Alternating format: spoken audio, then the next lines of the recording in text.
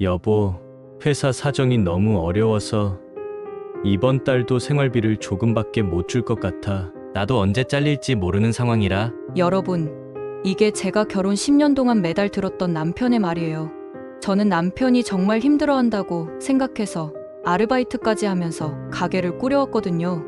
그런데 알고 보니까 남편이 10년 동안 5명의 여자와 바람을 피우면서 각각 새 살림을 차리고 있었어요. 그것도 제가 벌어다 준 돈으로요. 하지만 제가 이 모든 걸 알게 된 후에 벌인 복수는 남편이 무릎 꿇고 빌 정도였어요. 지금까지 들어본 바람둥이 남편 썰 중에서 가장 충격적이고 통쾌한 이야기가 될 거예요. 안녕하세요, 여러분.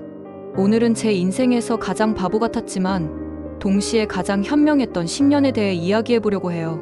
저는 남편과 결혼한 지 올해로 10년이에요. 남편은 45살이고 저는 41살이에요. 결혼 초기에는 정말 행복했어요. 남편이 저를 정말 잘 챙겨줬거든요. 하지만 결혼 1년 차부터 뭔가 이상해지기 시작했어요. 여보, 회사 사정이 좀 어려워져서 이번 달 생활비를 조금 줄여야 할 것 같아. 처음에는 진짜 회사 사정이 어려운 줄 알았어요. 특히 남편이 하는 말이 요즘 경기가 너무 안 좋아서 회사에서도 직원들 자르고 있어. 나도 언제 잘릴지 모르는 상황이라 정말 조심스러워. 회사에서 안 잘리고 버티고 있는 것만 해도 대단한 거야. 다른 회사들은 더 심하대. 이런 말을 들으니까 저도 남편이 정말 힘들어한다고 생각했거든요. 그래서 저는 집에서 할 수 있는 아르바이트를 시작했어요. 온라인 쇼핑몰 상품 등록, 설문조사, 번역 일까지. 정말 안 해본 게 없었어요. 월 200만 원씩 받던 생활비가 100만 원, 70만 원, 심지어 어떤 달은 50만 원까지 줄어들었거든요. 여러분, 구독, 좋아요 한 번씩 눌러주세요. 더 많은 분들이 이런 상황을 미리 알아차릴 수 있도록 도와주세요. 시간이 지날수록 집안 사정은 더 어려워졌어요. 여보, 이번 달은 정말 미안한데 30만 원밖에 못 줄 것 같아. 회사에서 월급도 밀려서. 30만 원으로 어떻게 한 달을 살라는 거죠? 전기요금, 수도요금, 통신비만 해도 그 정도 나가는데요. 그래서 제가 아르바이트를 더 늘렸어요. 새벽 5시에 일어나서 편의점 재고 정리 일도 하고 저녁에는 배달 앱 리뷰 작성까지 했어요. 남편은 그런 저를 보면서 오히려 미안해했어요. 여보, 내가 무능해서 미안해. 조금만 더 참아줘. 회사 사정이 나아지면 다시 예전처럼 줄게. 괜찮아요. 우리 같이 힘든 시기 버텨요. 당신만 건강하게 회사 다니면 돼요. 저는 정말 그렇게 생각했어요. 남편이 스트레스 받지 않게 하는 게 제일 중요하다고 여겼거든요. 그런데 이상한 게 남편이 점점 집에 늦게 들어오기 시작했어요. 여보, 오늘도 야근이야. 요즘 회사에서 일이 너무 많아서. 처음에는 정말 야근인 줄 알았어요. 회사 사정이 어려우니까 직원들한테 일을 더 많이 시키는구나 싶었거든요. 그런데 남편의 행동에서 이상한 점들을 발견하기 시작했어요. 첫 번째, 핸드폰을 절대 저한테 안 보여줘요.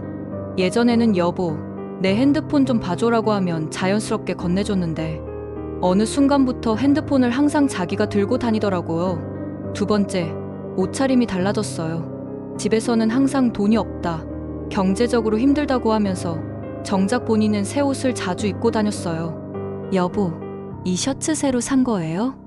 아니야. 회사에서 준 거야. 요즘 직원복지 차원에서 이런 것도 준대. 세 번째, 향수 냄새가 났어요. 남편이 원래 향수를 안 쓰는 사람인데 어느 날부터 은은한 향수 냄새가 나기 시작했거든요. 여보, 향수 쓰세요? 무슨 향수?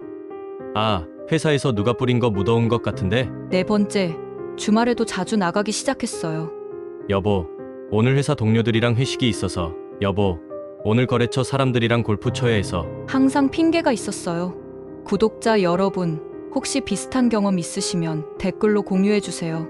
그리고 이런 신호들을 놓치지 않으려면 구독 버튼 꾹 눌러주세요. 그러던 어느 날 정말 우연히 충격적인 걸 발견했어요. 남편이 샤워하러 간 사이에 핸드폰 알림이 계속 와서 무슨 일인가 싶어서 봤는데 오빠, 오늘 언제 와? 아이가 아빠 보고 싶어 해요. 우리한테는 아이가 없는데? 그 순간 심장이 멈추는 줄 알았어요. 설마 이런 일이? 더 황당한 건 그 다음 메시지였어요. 오빠, 이번 달 생활비 좀 더 올려줄 수 있어요? 애기 기저귀 값이 만만치 않아서. 생활비요? 다른 여자한테 생활비를 준다고요? 손이 떨려서 더 올라가서 대화를 봤는데 정말 충격적이었어요. 자기야, 사랑해. 나도 사랑해. 우리 애기도. 오늘 집에 늦게 들어간다고 아내한테 얘기해놨어? 응, 야근한다고 했어. 그 순간 정말 온 세상이 무너지는 것 같았어요. 더 끔찍한 건 연락처 목록을 보니까 여자 이름이 5개나 저장되어 있었어요. 수진이, 민정이, 은주, 소영이, 혜진이 각각 대화를 봤는데 정말 말로 표현할 수 없을 정도로 충격적이었어요. 더 자세히 보니까 남편이 이 5명의 여자들과 각각 다른 관계를 유지하고 있었어요. 수진이와는 3년 된 관계였고 아이까지 있었어요. 민정이와는 2년 된 관계였고 같이 살고 있는 것 같았어요. 은주, 소영, 혜진이와는 각각 1년씩 된 관계들이었고요. 그리고 제일 충격적인 건 각각한테 생활비를 주고 있었다는 거예요. 수진이한테는 월 150만 원, 민정이한테는 월 120만 원, 나머지 3명한테는 각각 월 80만 원씩. 계산해보니까 총 월 570만 원을 다른 여자들한테 주고 있었던 거예요. 그러면서 저한테는 회사 사정이 어려워서 30만 원밖에 못 준다고 했던 거죠. 더 기가 막힌 건 남편 월급이 실제로는 800만 원이었다는 거예요. 은행 앱을 확인해 보니까 매달 800만 원씩 들어오고 있었거든요. 즉, 10년 동안 저를 속이면서 다른 여자들한테는 월 570만 원을 쓰고 저한테는 겨우 3,050만 원만 주면서 회사 사정이 어렵다고 거짓말했던 거예요. 여러분, 지금 이 순간에도 비슷한 상황에 계신 분들이 있을 수 있어요. 이 영상을 공유해서 더 많은 분들이 알 수 있게 도와주세요. 그 순간 정말 화가 났지만 감정적으로 대응하면 안 된다고 생각했어요. 우선 모든 증거를 수집하기로 했어요. 남편 핸드폰 대화 내용을 모두 캡처했고 은행 거래, 내역도 모두 확인했어요.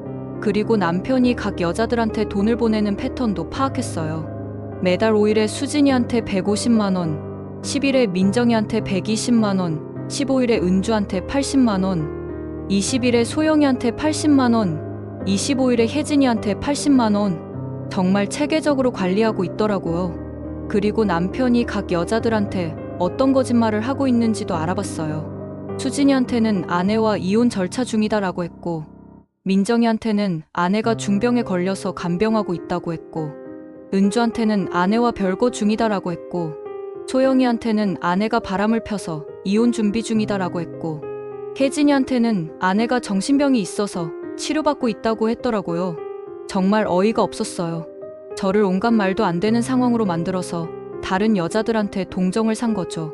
저는 단순히 화내고 끝낼 생각이 없었어요. 10년 동안 저를 바보로 만든 대가를 톡톡히 치르게 하고 싶었거든요. 우선 변호사를 만나서 상담을 받았어요.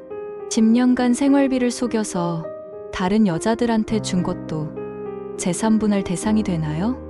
당연히 됩니다. 혼인 기간 중 남편이 불법적으로 사용한 재산은 모두 계산됩니다. 변호사가 계산해보니까 남편이 10년 동안 다른 여자들한테 준 돈이 총 4억 5천만 원 정도 됐어요. 그리고 제가 그동안 아르바이트로 벌어서 가게에 보탠 돈도 총 8천만 원 정도 됐고요. 즉, 제가 재산분할로 받을 수 있는 돈이 상당했다는 거죠. 그 다음엔 더 치밀한 계획을 세웠어요. 남편이 각 여자들한테 한 거짓말들을 모두 정리해서 각 여자들한테 진실을 알려주기로 했어요. 그리고 남편 회사에도 연락해서 실제 월급이 얼마인지 확인받기로 했어요. 구독자 여러분, 이런 상황에서 어떻게 대처해야 할지 궁금하시면 구독하고 알림 설정해주세요. 더 유용한 정보들 계속 업로드할게요. 드디어 모든 준비가 끝났어요. 복수를 실행할 날이 온 거죠. 우선 남편이 출근한 후에 5명의 여자들한테 각각 연락했어요. 안녕하세요. 저는 땡땡땡의 아내입니다. 할 말이 있어서 연락드려요. 처음에는 다들 놀라더라고요. 네, 아내요. 그런데 땡땡씨가 이혼한다고 했는데. 그게 거짓말이에요. 저희는 아직 결혼 상태고 남편이 당신들한테 거짓말한 거예요.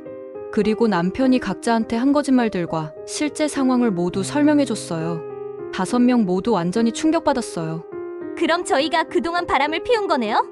네, 그렇죠. 그리고 남편이 당신들한테 준 돈은 모두 저희 가정의 돈이었어요. 그날 저녁 남편이 집에 돌아왔을 때 핸드폰에 여자들한테서 온 메시지가 폭탄처럼 와 있었어요. 당신 정말 쓰레기야. 나를 속였다니. 아내가 있으면서 왜 거짓말했어요? 더 이상 연락하지 마세요. 남편 얼굴이 새하얗게 변하더라고요. 남편이 저한테 와서 무릎을 꿇었어요. 여보, 미안해. 정말 미안해. 내가 잘못했어. 10년 동안 저를 바보로 만든 게 미안하다는 거예요. 여보, 나도 스트레스가 많아서 실수였어. 실수요? 10년 동안 5명의 여자와 바람 피운 게 실수예요? 제가 30만 원으로 한 달 살면서 아르바이트 하는 동안 당신은 다른 여자들한테 월 570만 원 주면서 실수였다고요? 남편이 할 말이 없어 하더라고요. 여보, 용서해줘. 다시는 안 그럴게. 용서는 법정에서 받으세요. 내일 이혼 소송 들어갑니다. 결국 이혼 소송에서 제가 승리했어요. 재산 분할로 2억 3천만 원을 받았고 위자료로 5천만 원을 더 받았어요. 남편은 회사에서도 잘렸어요. 5명의 여자들이 모두 남편 회사에 전화해서 바람둥이 직원이 있다고 신고했거든요. 지금 남편은 혼자 원룸에서 살면서 아르바이트하고 있어요. 그동안 저한테 했던 말 그대로 경제적으로 힘든 상황이 된 거죠. 저는 받은 돈으로 작은 카페를 차렸고 정말 행복하게 살고 있어요. 여러분, 오늘 이 이야기를 들으면서 어떠셨나요?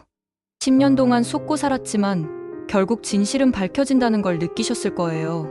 중요한 건 감정적으로 대응하지 않고 냉정하게 증거를 수집해서 법적으로 해결하는 거예요. 댓글로 여러분의 비슷한 경험이나 조언이 있으시면 들려주세요.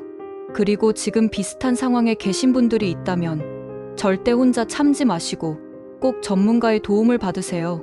구독과 좋아요는 더 많은 분들이 이런 상황에서 현명하게 대처할 수 있게 도와주는 거예요.